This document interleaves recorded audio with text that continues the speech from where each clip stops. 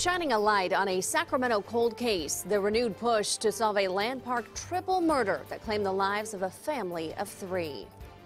We want to bring a murderer to justice.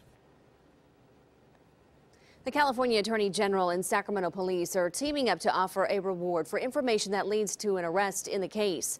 Good evening. Thanks for joining us tonight. I'm Adrienne Moore. And I'm Tony Lopez. CBS 13's Steve Large is live in Land Park, where the horrifying crime, Steve, left the neighborhood shaken nearly 30 years ago. And I had the opportunity to talk to the family and neighbors of these victims who were killed back in 1991. They remember the 9-year-old girl who was just learning to play the violin when someone shot her and her parents inside their home. The violent attack left Michael and Marcy Jacobs and their daughter Jennifer dead, shot and stabbed. Investigators describing the crime scene inside the home as one that looked like a bloody struggle. Jennifer's body found in a back bedroom. She was clutching a doll. Janet Koenig is a neighbor who lived across the street from the Jacobs. She remembers 9-year-old Jenny as a fun little girl. Sweet little kid used to come across the street and play with my dog, and she never got a chance to live her life. We believe the killers are still out there. The California Department of Justice is now offering a $50,000 reward for information in the cold case. Marcy Jacobs was an employee for the agency. Like all of us, she worked very hard to build a life for herself and her family.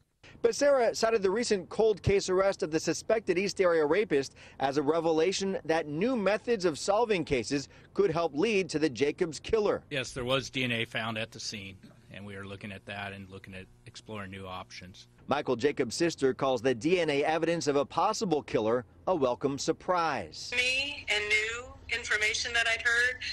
So knowing that they have DNA makes me more hopeful that they'll be able to find the person or people who did this. That science and a new push for clues from the public is now giving the case new life. Neighbor Koenig says she recalls an unusual visitor on the block days before the murders. The guy in a black truck with I don't know what you call it, the silver tool chest on the back. Koenig says she has shared with police investigators she watched the driver burning rubber down the street and watched Michael Jacobs get inside to go for a ride. Police are looking at that lead, and they are now hoping for many more.